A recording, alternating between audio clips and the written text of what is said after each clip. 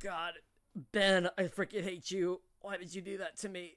Well, Oh it's God, your own fault. Not my my fault. freaking arm! You shot me in the arm, you bastard! You shouldn't have come to me on the day of my daughter's wedding.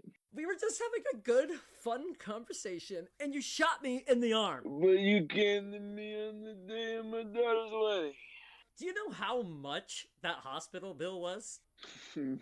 I don't care because I I'm thought not I gonna was pay I, it. I thought I was looking at my phone number. You better hope that like this gets paid for somehow, Ben. Listen here, if you send that bill to me, I'll just have to finish the job. Don't tempt me to use my resources. Yeah, okay, resources. Trust me, I've All got right. powerful men on my payroll. Oh, so you've got the money to pay my hospital bill. Good to hear. No. Well, no. uh, anyway, guys, hi, welcome to the Media Men. This is a show where we talk about movies you haven't seen, or may not have seen, or haven't seen in a really long time. I'm your host Grant, and I'm here with my co-host The brooding teenager that's like super edgy and super cool. That's the main character of this movie. Ben. Yeah. And today, Ben, what movie are we reviewing? We're reviewing the motion picture of the book I Am Number Four. Four, four, Four, four. four, four, four. Oh, I was when I was watching this. I'll be honest. First of all, I had to rewatch it a second time because I put myself in food coma and fell asleep. But it's okay. I went through and rewatched it again. Oh my god. Had too much popcorn. Yeah. Too much movie No, popcorn. I had like a bowl of mac and cheese and like a sandwich, and it was great. Oh, I slept like a baby. I'm sure you did. My dad, so the other day I got my COVID vaccine shot, the second one, and the next day, which for you listeners, it was 2 days ago, the next day I felt like total poopy and left work early, which I work landscaping, but not anymore because I'm at school and stuff. So I left work early. I got home and I was like, ugh, fell asleep on the floor for about 30 minutes. Got up, took a shower. My dad tried to get me to watch Dune, and I passed out. It was like 7 o'clock, and I was out till like 8 o'clock in the morning. Jesus. Yeah. That reminds me of when I had my COVID shot. Like, I was good for a while, and then all of a suddenly it just hit me like a ton of bricks. It was like a light switch almost, and I felt just horrible the rest of the Oh day. yeah. Uh-huh. Yeah, that's the thing. That's the what it was. Yeah. I ended up sleeping for like 4 hours after I got home from work. I slept until like, let's see, I got home about like 11 o'clock, and I slept until like 3 or 4. Yeah. Okay, let's get into this. Grant, read us that Oh, movie poster, boy. or the information, whatever. Yeah, let's do Movie it. poster. Okay, here we go, baby. All right, and here we go. Three are dead. Who is number four? From director DJ I Caruso, am I number think that's how you four. say his name. Producer Michael Bay, and the writers of TV's Smallville, comes this gripping, action packed thriller. John Smith is an extraordinary teen, masking his true identity to elude a deadly enemy sent to destroy him. Living with his guardian in the small town he now calls home, John encounters unexpected life-changing events. His first love, powerful new abilities, and a secret connection to the others who share his incredible destiny, complete with deleted scenes and more. Oh, well, okay, minus the deleted scenes. This is the back of a DVD box. Oh, that's my thing. I'm the one with the DVD. My thing. I Am Number Four is an explosive, suspense-filled ride that will take you to the edge of your seat and beyond. Ooh, I don't know if I really felt beyond while watching this movie, no. but my god, some of those people, like Michael Bay and the people who made Smallville, like those are some pretty good like writers and producers and Yeah. stuff. I don't know about that DJ guy. I don't know what he's done, but I've heard of like at least the show Smallville, and I know who Michael Bay is. Yeah. Unfortunately, this movie was right in the hype of like action movie. We're gonna have this teenager be like the coolest kid ever, but he's mysterious, but somehow also extremely good looking and hot. Oh my god. And like it was very Transformers, the movie was. Well, I mean, you had Michael Bay. Yeah, but like the whole movie felt Transformers without the story of Transformers. Like it What do you had mean? What do you Transformer mean by vibes. that? Like Oh, okay. yeah. Gotcha, gotcha, gotcha. Yes. No, I mean like oh that was one thing. When I was watching this movie, I'm sitting there. The first time I saw, I guess his name is John or number four, whatever's well, I guess we can call him John. John But Smith. the first time I saw him, I was like, this dude's freaking hot. This dude that dude was good looking in the movie. Make me jealous. That dude was freaking hot. I could not get over how hot he was. Dude's chin was massive though. Had a big chin. He had that cleft chin going. Yeah. Yeah, that dude was just. And I was reading when I was looking up the trailer for the movie. One of the comments was like in the YouTube link or in that YouTube thing that I posted. One of the comments was, "This guy is the hottest looking 15-year-old I've ever seen." Yeah.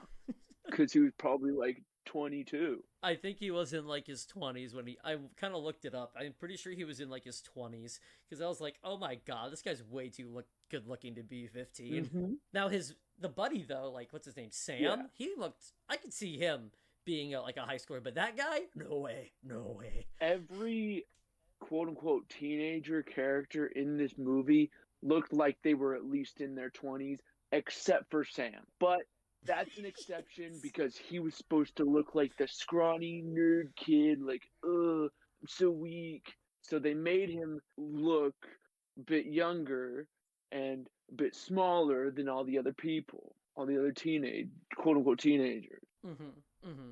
Yeah, it was just dang that guy. He's just way too hot, way too hot. He's number 4 out of 4 on hotness scale. Well, I guess before we get too deep into it, Ben, give us some fun facts because I was lazy this week. Fun fact, Ben's lazy fun fact. So Are they really are they lazy fun facts? Like are they about like them being lazy on set? Or no, they're Ben being lazy fun facts. They're not good fun facts. Ben. You let me all you want. Did you know that the character or the actor that plays the bully in the movie that actually turned out to be the one of the turned character arced into one of the helping dudes of Mr. Number 4, Mr. John Smith? That actor was also the character of Luke Castellan in the Percy Jackson movie. Cool. Luke Castellan was the evil bad guy kid that betrayed Percy Jackson in that movie, and I whenever I saw him in this movie for the first time, I was like, "Holy crap, that's so cool! That guy's one of my favorite actors in Percy Jackson movie." So in this movie, did this come out before Percy Jackson? I don't know. Well, so what I'm hearing is this guy. So let's just say that this movie came out. I don't know. We'll just say like probably this movie came out before Percy Jackson. Whatever. I don't care. It probably did. I'm gonna say it did. So he was bad, then went good, and then he went good. Then he was good, and then he went bad. Yeah. He honestly though, he does a good representation of like a lovable bad guy, like a good like double agent. Okay, listen. Yes, but in this movie, in I Am Not, I wanted to punch him in the face so bad. He did such a good job. Yeah. He did a fantastic job. I wanted to punch him in the face so bad right now. Like when I was watching that movie, I wanted to get up and I wanted to punch him right in his smug-looking face. But then at the end of the movie, whenever he turned good and like help John out, I was like, dude, hell yeah. I love this guy. It was literally like the last like minute of the movie that I like had like a change of heart. Yeah. He all of a sudden, bam, I'm good guy now. This guy's cool. I don't know. Saved me from an alien, so like I guess he's cool. All right, Ben, what's the next fun fact? Next fun fact, Tim Elephant is in this movie. That's not an actual fun fact, but I really Oh. like Tim Oliphant. He's in a lot of other shows. He's one of those actors that if you saw him, you'd know him immediately, but you probably couldn't name anything he's in other than the Santa Clarita Diet, which is what I. What guy? What? Who is that? Who was he in the movie? Tim Elliott He was the or Elliott? Guardian. He was the Guardian. Oh, that guy. Oh, I liked him. He was pretty cool. Yeah, He's he's pretty chill. he's a super awesome actor. I love that guy. He gives off some pretty awesome vibes as a person. Mm-hmm. So, actual fun fact number 2: Alex Pettyfer, who was John Smith, and Diana Agron, who was the love interest, actually started dating while filming this movie. They broke up a day after the release date of the film. So, like, method acting at its best. Okay, listen, when I was doing some research like on the movie, because I was like doing some curious like in-depth research that I'll talk about later, I noticed that he dated her for like, I was like, wait a second, they dated? Mm-hmm. And then they broke up a day after, like they showed up for like the premiere, and then after the premiere they're like, ooh, that movie was bad, we should go, bye. Okay, so fun fact number 3. This is the first DreamWorks movie distributed by Walt Disney Studios through Touchstone Pictures. That's what I thought. I thought that. I saw that Mhm. Touchstone logo come up, and I was like, "Wait, is this a Disney movie?" Yes, it was put out, like, put in stores by Disney, produced by Disney, I think. But it's a DreamWorks movie, which I thought was Dang, super interesting. that's wild. Hmm. So who owns the movie then? Does DreamWorks own it? I would guess. I guess yeah. I think Disney owns it, but it's like one of those things where it's like the Journey to Witchback Mountain with The Rock and whatever. Wait, what? No, it's just it's Journey to Witch Mountain Or or yeah, whatever. Not Witchback Mountain. whatever that movie is. It's like one of those deals where it's like very one-off, very obscure, like out of nowhere, made by a whole other film company, but still put out by Disney. So I wonder if it's one of those things where Disney owns the distribution rights, but DreamWorks owns like the physical rights to make the movie. Honestly, I would not be surprised if once the movie was released, Disney straight up bought it. I don't know. I wonder who owns it. Huh. Something for us to look into maybe. Yeah, Disney tends to buy out pretty much anybody that they work with. Let's be real. Yeah, yeah, you're not wrong. Fun fact number 4: the license plate that is burned at the beach fire in the beginning of the movie is a Florida plate, but the license plate that Henry the Guardian replaces it with is a New Mexico plate. But they go to Ohio, Paradise, Ohio, quote unquote. Okay. That doesn't make a lot of sense. Is that really it? Okay. Yeah. Why would they have a New Mexico plate in Florida? Well, why would they have a New Mexico plate in Ohio? Exactly. I guess yeah, he didn't do a very good job blending in. Like, wow, why would you have a New Mexico plate in Ohio? Especially if you're staying there. It's not like he wasn't like visiting. It was like they were like there. Fun fact number 5: the Lorik Rock. Stupid word. Lorik. The bad aliens. No, the Lorik are the good aliens. So like the rock, the shiny rock, the one that was moving in the movie. That was the tracker. Oh, that thing, the one that like that Sam's dad like had or whatever. Yeah. Oh, okay. The Lorik rock that Henry discovers, and the other half that Sam has was a movie addition and did not occur, or that did not happen in the books. So like there was no rock in the books, no tracker. I was gonna say yeah. So like, was that rock like tracking the other alien people? Yes, it Is was. that what that rock did? I was honestly really confused with what that rock did. I literally had no idea. Yeah. So honestly, for you listeners, I read the first and second book of I Am Number 4 series, Oh, thank God you read it. Okay. but Okay. it was a while ago. But at the same time, I still somewhat know what happened. Yeah. So if you want to know, this is future spoilers in like 10 seconds for everyone listening. This movie slash book is about these aliens that come from a planet that was being destroyed, basically like Superman syndrome, and now these bad boy aliens are looking for the ship that escaped from the good planet, and all the passengers on this good planet are the chosen ones. And so they're listed, they're like prophesized, like labeled in number order. They don't have actual names, they have numbers, and they can only be killed in number order. So the bad boy aliens are like, bop, bop, bop, 1, 2, 3, dead. Now it's time for number 4. Oh no, number 4 is pretty tough.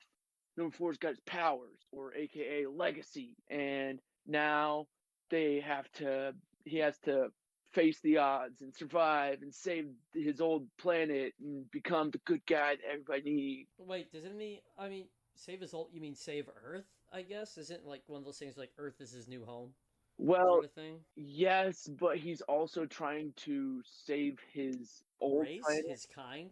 His, Oh, I his thought his old planet. but Wait, so his planet's still chilling, but the bad guys were like genociding his people. so even bigger spoilers. In about 10 seconds. This is like second movie spoiler or second book spoilers. So, Grant, if you don't want to hear it, just tell me. If you don't I want don't me to, go. I the book is so old, dude. It's like 20. It's like almost 20 years old. Just say okay, it's not. But so the reason it. shut up. The reason that the bad boy aliens came to the good boy aliens planet was because they had exhausted all the resources. They were going to take the resources of the good planet. But Yeah. the good planet, the planet itself was alive and gave these people like their superpowers so that they could be all super cool and stuff. And the planet is still alive throughout the movie, throughout the books that I've read too. So the bad aliens just genocided the people and took over the planet, and then these 9 people just left to get away from it to try to hide. Yes, but these 9 people were like little itty bitty baby boys whenever Yeah. they left, so they have like no clue, no memories, whatever, of this planet that they're supposed to save and give their lives for. Oh, okay, okay. Yeah, the movie did not portray that at all. Yeah, it was more about like, The movie kind of portrayed it as, oh, we're escapees like Superman, and our planet's destroyed, and now we're here on Earth trying to protect it and save it. yeah. One thing that pissed me off in the movie was, Wait, are we done? Are we done with your fun facts then? yes, screw that. Okay, wait, before we get. Oh wait, yeah, we gotta do the numbers. Oh, okay. I'll wait. Okay, before we get in, let's do some numbers. So, based on these numbers, here we go. Movie flopped hard. The budget for this movie was 50 million, double that, which would be 100 million. The movie cost 100 million to make. Correct. Box office for this movie was 150 million. Oh. So, this movie made $50 million. But you see, I did a little research of my own. Oh, and what did you find out, Ben? And you see, there was going to be a second movie, but since the first movie did not do as well as they hoped, they could not make the second one. Yeah, I saw that too when I was doing some stuff. Like, I mean, a movie can flop in theaters and not like financially flop. I mean, Yes. there's like I mean, I guess it kind of I guess it's the company almost that decides if something's considered a flop or not based on their initial predictions for the movie. Yeah. So maybe they were thinking this movie was gonna make like maybe 300 million or 350 million, and like at least double or triple what its initial budget was. And I guess considering that they only made 50 million on it, that could be a flop considering how much they projected it to be. Yeah. And also, I don't know. Do they actually say it's a financial flop, or do they just say it's a flop? I read that it was just a flop. Okay, because I think there's another term for flops where it could critically flop too. That might have been the case as well. And I think that's what this movie is affected by. It's a critical flop because it made money. Mm-hmm. In theory, it made money based on like our calculations, which are probably bullshit. But it made money in theory, but it may not have made as much as the studios were hoping, and it critically flopped. Yeah. Which then puts a stain on the attempt of making another movie, I would say. Yeah, which I'm a bit disappointed about because the book series is good. I really enjoyed the book series. Again, from what I read too. I got bored after a while because that's just who I am. The books were good. it could have been such an amazing movie series. It could have been the next Harry Potter, if I'm being honest. Or, well, sorry, that's being ambitious. Not the next Harry Yeah. Potter, but it could have been the next Hunger Game. Okay. I can see that. Yeah. Or Maze Runner or Divergent or whatever you want to say. They're all, in my eyes, they're all the same effing movie. They are. They really are. Burn me at a stake for it. I don't care. So it was super disappointing that they didn't make another one. I love the author, dude. I have no clue if this is an alias or not, but Pittacus Lore is the dopest name I've ever heard from any author ever. Yeah, that's pretty dope name. All right, so let's get into this movie. What'd you like about it? I like that for the large part of it, it stayed pretty true to the book. Like boy was in Florida. Boy found out that 3 died. Boy got out of town fast, and then it just stayed pretty true. I thought the characters were cast amazingly. Those were perfect actors to play each of the characters. I would. Well. Let's just say that I think 4 could have been a little not as hot. Well, okay, yeah. I could see more of a Shia LaBeouf playing 4. Oh yeah, actually, yeah, and that would have actually fit pretty well, I think. Yeah. I don't think he was on the cast list though. No, but that's the only gripe I would say I have with the casting is like they have number 4 as he's way too hot. He's just way too hot. But everybody else was perfect. I would not have changed anybody else. Nope, I would not change anybody else. I really liked everybody. I didn't like how they Michael Bay'd 6 up, the number 6 lady. Oh, like her entrance where she just blows up and she's walking, sunglasses. There was no purpose to that scene. She just blew up a place for no reason. Because they were hyping her up, dude. Yeah, but like, why make her the hottest person in the world? That's another person I would recast. She had no reason being the hottest lady on screen. Actually, I'll be fair. I thought that number 4's girlfriend was hotter than she was. You see, I was more attracted to 4's girlfriend, but that's just because I prefer cute than hot. But I gotta be honest, number 6 had no reason being that hot. I guess maybe that's like something on their planet. Like they're all just freaking hot people.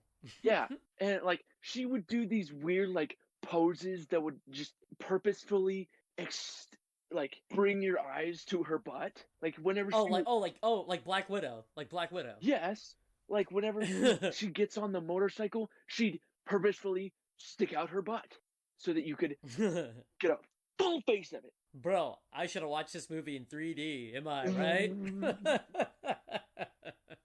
And then another part that is prevalent in is whenever, what was that scene whenever she was protecting 4 from like a giant blast? It might have been whenever Mr. Bad. Oh, okay, Bad no, Alien you died. know, it's when 4 blew up like all like the canister thing that he had. Yeah. Yeah, I noticed that. I noticed that. And I was really like, arching. she was like straddling him and like arching her back so like her butt was like sticking out almost. Weird. I did not like the way that they handled 6. 6 was not supposed to be like that. She was supposed to be like a lot more like butch. Not saying that she wasn't. She was movie Hollywood butch, if you understand what I'm saying. Okay. Like very like hot sexual butch. Now I want to get into what I liked, which was that kind of what you were just talking about, that final fight scene. Oh.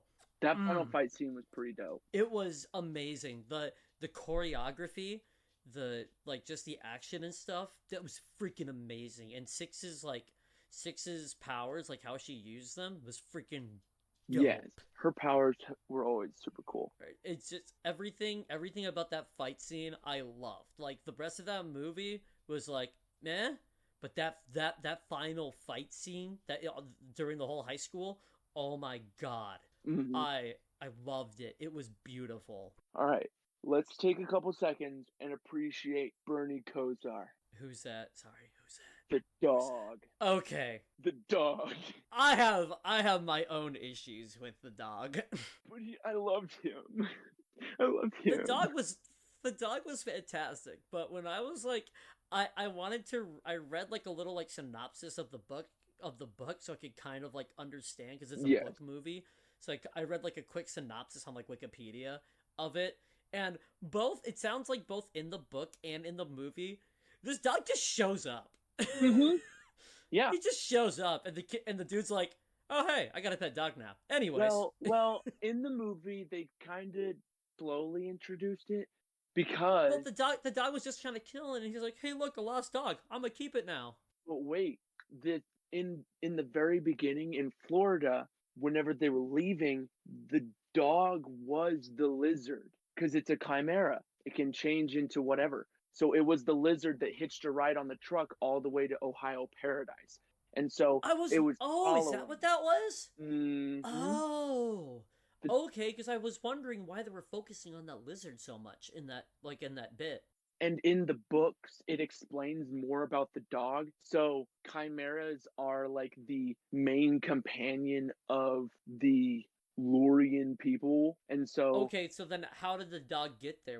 Did he just hitch a ride with them basically it on the hit, ship without them knowing? well, it didn't hitch a ride without them knowing. It basically just was like, hey, I like this number 4 kid, I'm gonna hang with this dude for a while, and just became his best friend or whatever, or like his But so person. did they do that when they left the planet? Yeah, it wasn't really, it was basically a stray that walked up on the ship and became friends with number 4 they didn't remember or anything. And but the guard wouldn't have his guardian known about the dog? Yeah, I forget what happened with that. I, I think maybe in the books like he always knew but just never said anything or something like that. I can't remember. I don't know. See, that was kind of one thing that pissed me off. Okay, I was like, yeah, cool. Okay, he's got a pet dog, and then it was like almost Deus Ex Machina. Wait, the dog is a chimera the whole time? What?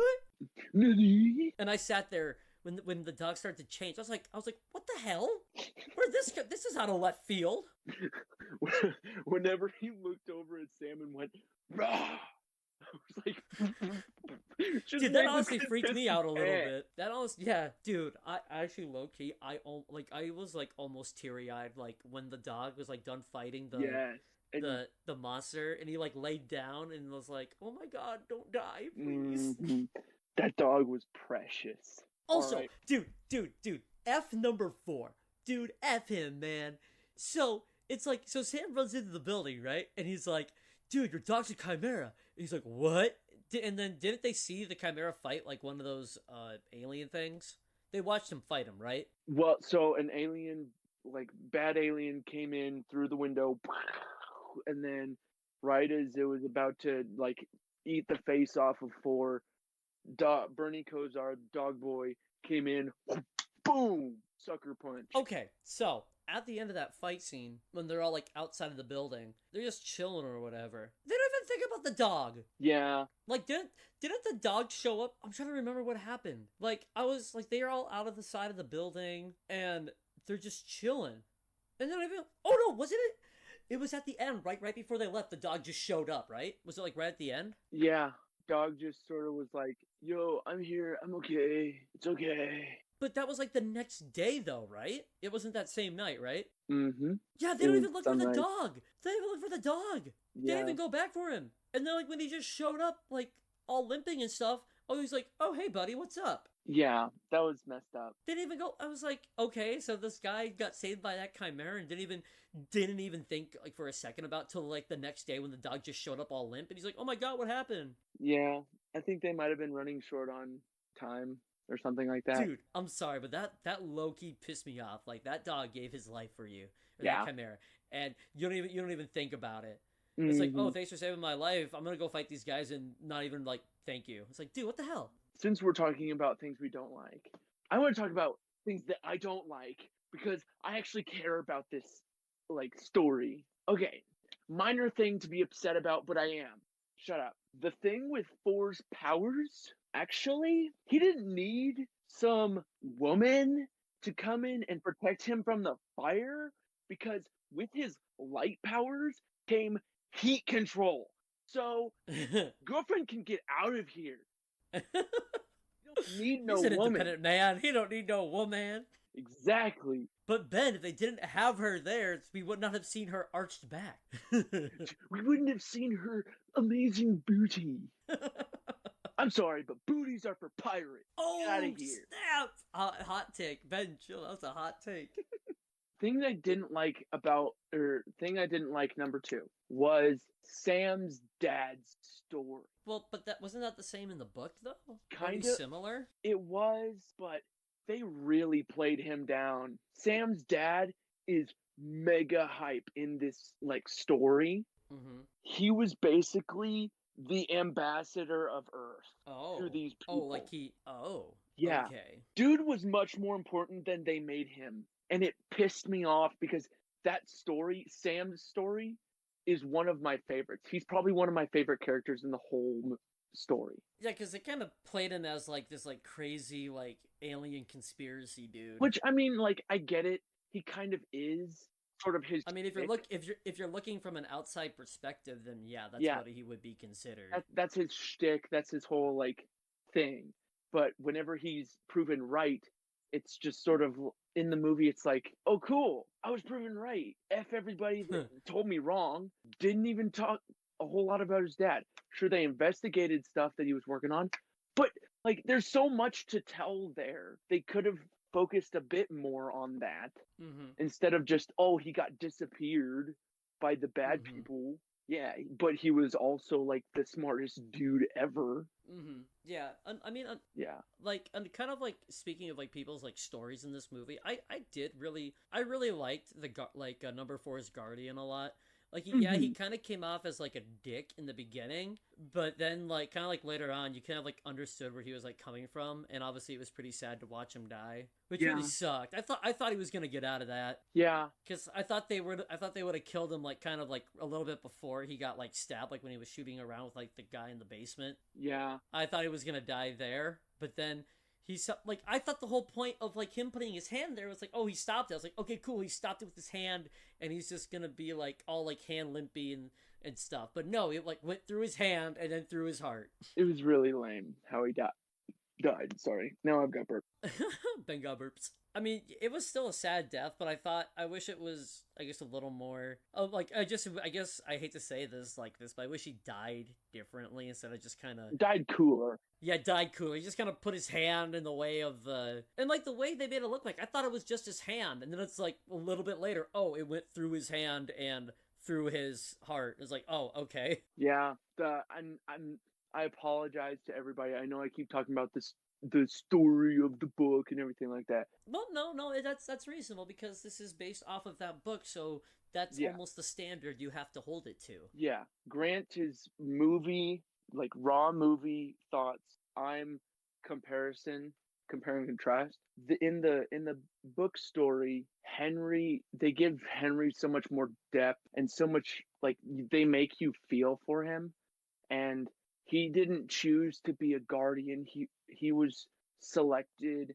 He had to leave his wife and I think his kid, and that caused him to, Do they explain that in the book? no, but you could tell that he left things behind because I can't explain how much I love Timothy Oliphant because he did such a good job displaying Henry's character. He was a super badass. He was also like very stone cold, but also sovereign, and Mm-hmm.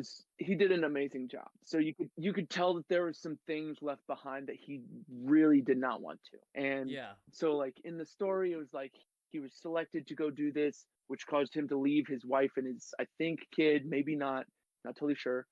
And that caused them to die because he Mm-hmm. wasn't there to protect, and he didn't get to say goodbye because he was like all this different stuff, and it was super cool. It made me really feel for that character whenever he died. I'm pretty sure while I was reading, I almost cried. I'm not a big Dang. not a big reader, but dang, this book series is good. Yeah. This is like one of the major things I wanted to get into about like see like what you were saying about how these like the book series is really good and how like they can go more in depth with these characters and stuff. Like when I was looking, I wanted to go a little bit deeper and figure out why this movie kind of had pacing issues because it felt like some of the pacing was off. And like I read the synopsis for the book, and there was a whole bit of time where there was like a month of training that Ford did, like in like months of training that Ford did in the book with Henry, Yeah, that just don't happen. He's kind of like, oh, you fought that bully? Did you use your powers? Oh, that's pretty cool, man. yeah. But more into what I want to get into about how the movie's pacing is and how it's kind of set up weird. If you go back, I did a little deep research. I went to compare other movie book series that were turned into film franchises.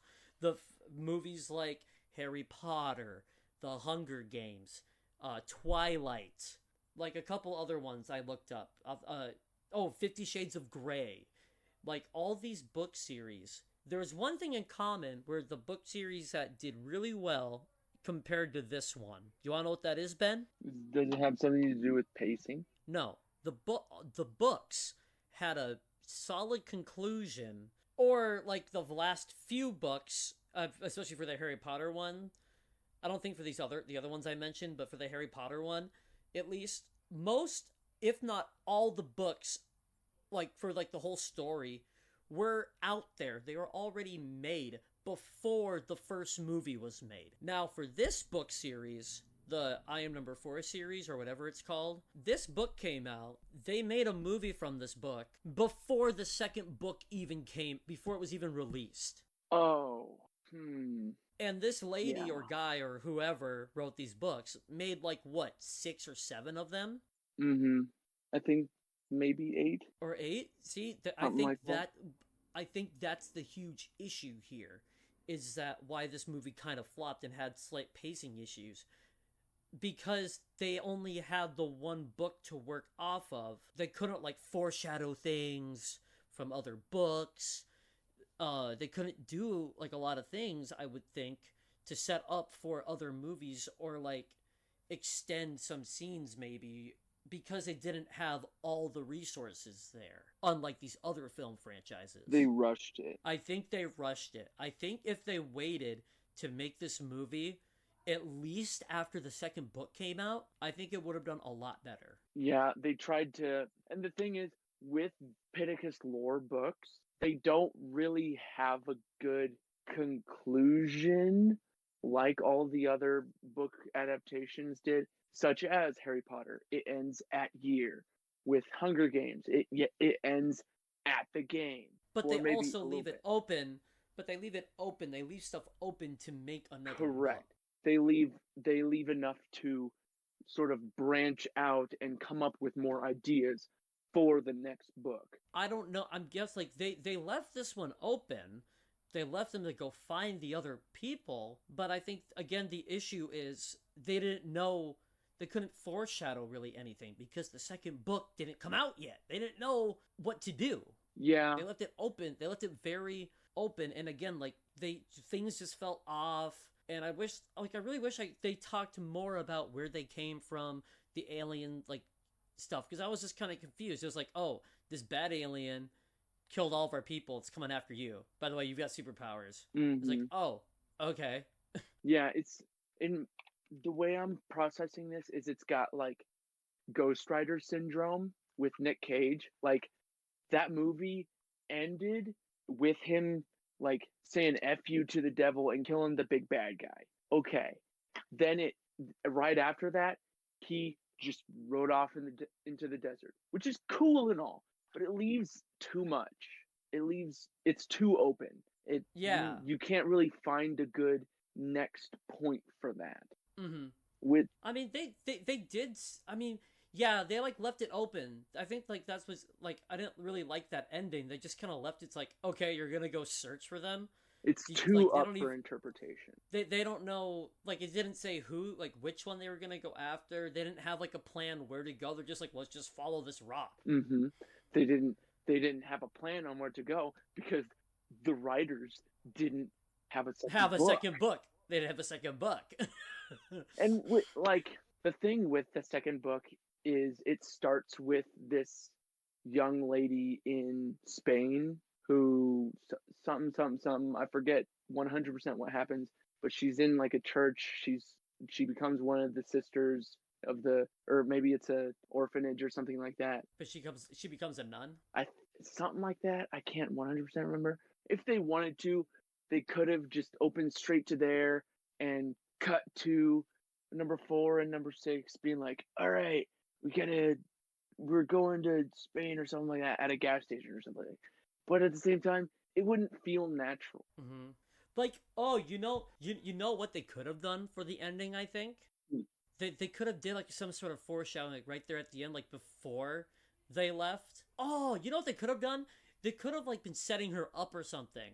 I think they could have like if they had a second book, they could have set that up a little bit. Like they could have like Mm-hmm. they would be like doing something or whatever, and then like they would like right before the film ended, they could have did like a Marvel thing. Obviously not post credit scene, Yeah, but like you would see them like maybe drive off into the sunset, and then they would cut to that girl, yeah, and then like you'd have something that would be like that would like show that she's like an alien or something or whatever. Like the very. necklace. Ooh, they could have like panned like her necklace or whatever. Like don't they all have like necklaces or something? No, they all have like artifacts. I think artifact things. Okay. Well, anyways, they could have like shown like her artifact or something and be like, oh, she's the one that they're gonna go find or something like Yeah, that. Like just I like, think that would have been really cool. I think like a little like ending credit scene like after they drove off that they did that. but once again, they didn't have that book to go to. They didn't have that. They didn't have that. And again, I don't know, and it sounds like you may not know if they foreshadowed that in the book or not either. They did not. Okay. Everything would have gone so much smoother and so much better if they would have just waited probably like a year or two. Yeah, if they waited a year or two, I think this movie would have been even better because they would have had more content to work with. Again, I think it could have been the next like Hunger Games, Maze Runner, Divergent, whatever. Like big conspiracy theory, action packed, super fighty drama, Yeah, teenagery. and if they kept and especially if they kept Michael Bay, I think it would have been fantastic. Like the fighting and stuff. Mm-hmm. At least I don't know about the storytelling, but at least like those action scenes would have been taken care of. Because Yeah. again, Michael Bay, that was like my favorite part of the movie was that fight scene. That fight scene was fantastic. And the only concern that I would have if they would have continued is how they would have stayed if they kept the same director, same staff, same writers, everything. Like I feel like it could have been pretty faithful and pretty pretty whatever, pretty it flow pretty good. That's what I'm trying Okay, to say. there you go. It, Make it it flow, yeah. yeah, it could flow pretty good and I still mean, be isn't that what they faithful. kind of do with like these other film? Like, I don't know. I guess you probably might not know either, but I guess that'd be something for us to like maybe look into on our own time, maybe to see if these other movie like book franchises like have the same directors and producers like throughout the series. Because I think that's important, especially if we're doing a book series, like to not change. It's not really that good to change directors, anyways. Yeah. To like if you're planning on doing sequels like that, Hmm.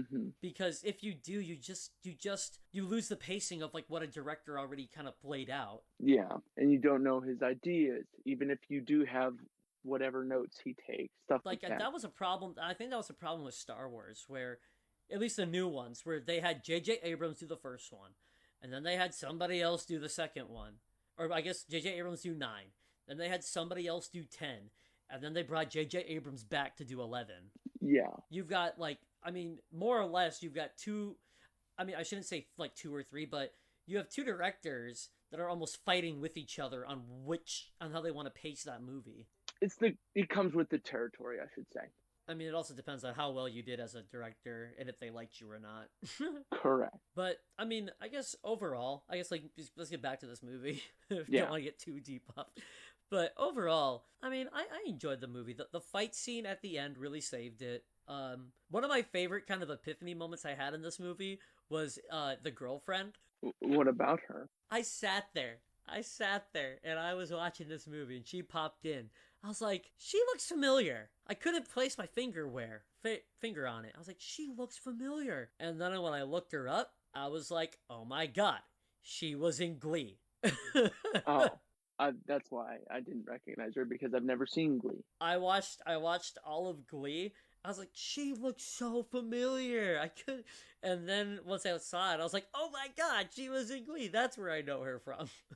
Yeah. But overall, the fight scene in the end again really saved it for me. I think that's kind of like my takeaway from it. Yeah. What about you, Ben? Before we start, I guess I should give it a rating at this point since I'm talking. Let's rate the movie. Again, fight scene saved it. The pacing and the storytelling was kind of weird. I wish the movie, honestly, I wish the movie was longer than, since I didn't have that second book to work off of or any other content. I wish the movie was a little bit longer, if it even was possible to do that, to elaborate more on like where they came from and stuff, because I wanted to know more. They kind of glossed over it, it kind of felt like. Yeah. As a casual viewer, I didn't really understand the whole lore. Mm-hmm. And I did, Yeah. and that kind of turned me off from the movie. So I guess I'll give it a 6.2. That's fair. That's understandable. If the storytelling was a bit better, I would probably have given it a 7. Mm-hmm.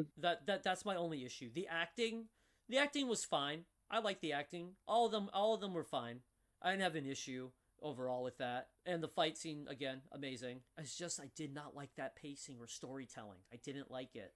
I think that's going to be one thing that really kills it. Mm-hmm. All right, Ben, what do you got? Final thought. One thing I want to say before we finish is me, myself, as a hopeless romantic, I loved the idea of, and this is like book thing. It happened in the movie. It's a book thing though. The fact that the Lorian people, the good alien people, only fall in love with one person. Okay, that kind of pissed me off. I want to go back to that quick. That Yes. pissed me off.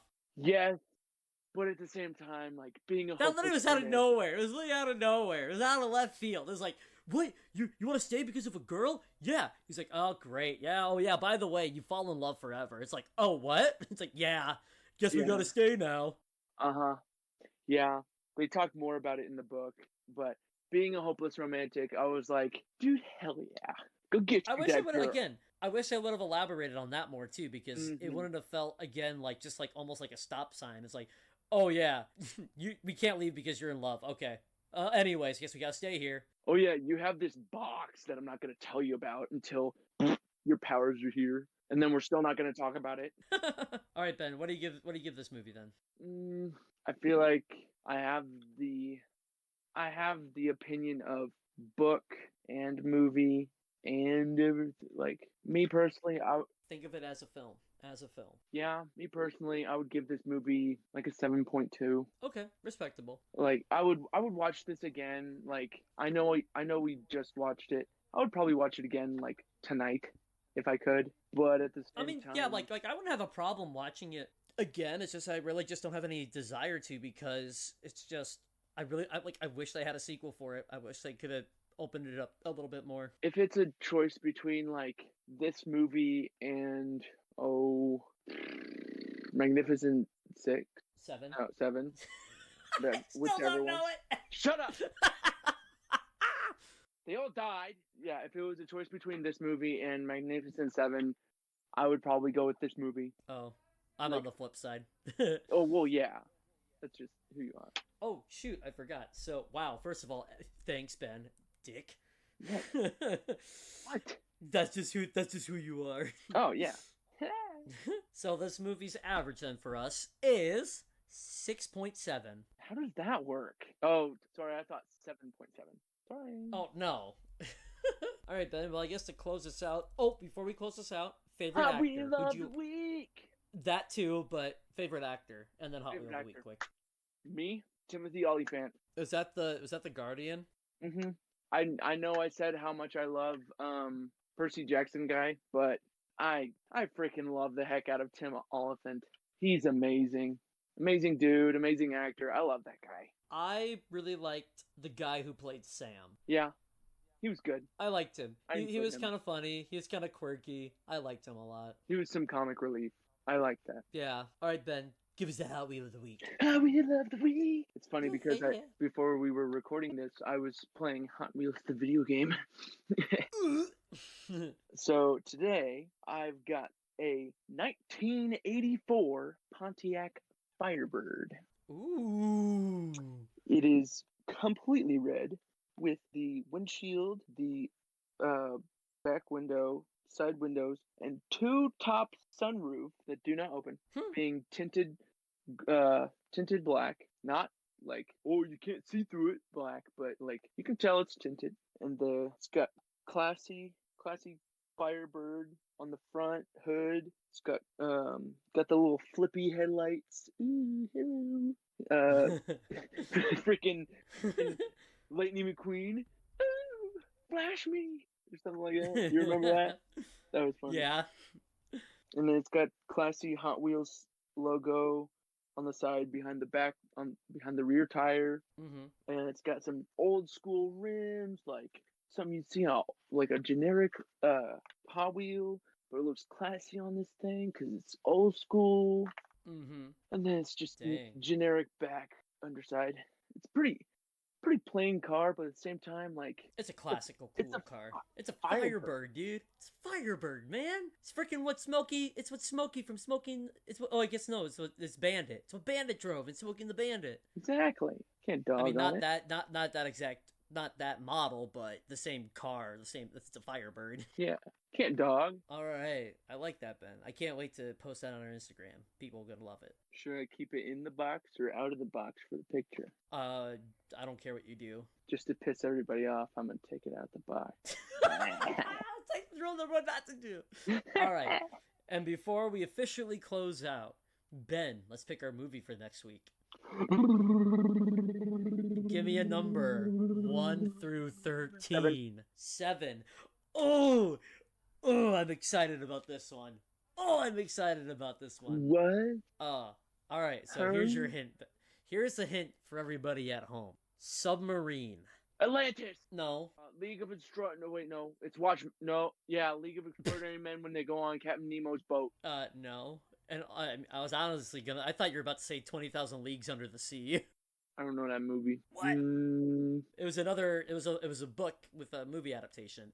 Like we just did. Is it? No, but that's everybody's hint is submarine. All right. So, Ben, do you want to take us out? You can take us out. This has been the Media Men podcast. Go like us and follow us on our Instagram page. Follow us and like us on your local podcast streaming service device thing, and go make sure you tell your local doctor that they're cool and they did awesome doing their bajillion years of college to do this. Because I'm ready to die and I've only done 2. You know, I'm having a fun time. Then make sure you give Grant's dog a kiss for me. Oh, thanks. And I'm Ben. And I'm Grant. We will see you all next time, you groovy cats. Goodbye. Bye. Bye-bye. Ben, play us out.